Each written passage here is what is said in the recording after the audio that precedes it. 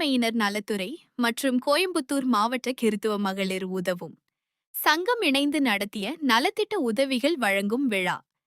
இதில் பிற்படுத்தப்பட்ட நலத்துறை அமைச்சர் மற்றும் கோவை மாவட்ட பொறுப்பு அமைச்சர் சம்பத்குமார் லால்குடி தொகுதி AIADMK MLA Lima Martin, Kovai மாவட்ட ஆட்சியர் பவன்குமார், மாவட்ட வருவாய் அலுவலர் மதுராந்தகி மற்றும் பயனாளர்கள் உட்பட பலர் கலந்து கொண்டனர்.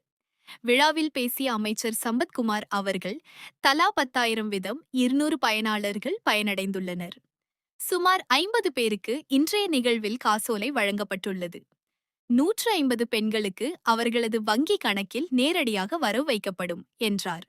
இந்த திட்டத்தில் சங்கம் சார்பில் ரூபாய் 10 லட்சம் ரூபாயும், அரசு சார்பில் ஒரு 20 லட்சம் ரூபாய் கொடுத்து மொத்தம் 30 லட்சம் ரூபாய்க்கு பெண் பயனாளர்கள் 200 பேர் பயனடைந்துள்ளனர் என்று தெரிவித்தார்.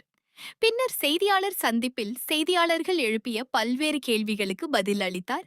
அதில் ஆய்வுகள் என்ற பெயரில் சில சர்ச்சைகள் உருவாகி வருகிறது குறித்து கேள்வி எழுப்பினோம். அதற்கு பதில் அளித்து பேசிய அமைச்சர், ஆய்வுகள் முறையாக நடத்தப்பட்டு வருகிறது. சில விமர்சனங்கள் வருகிறது.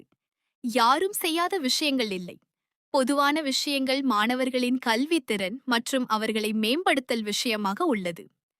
சில விஷயங்களில் எங்களது தலைவர் மாண்புமிகு முதல்வர் அவர்களின் ஆலோசனைப்படி சில விஷயங்களை தவிர்க்கும்படி கேட்டுக்கொண்டிருக்கிறோம். அதற்கு உண்டான ஆலோசனையை பெறப்பட்டு முறையாக செயல்படுவோம் என்றார்.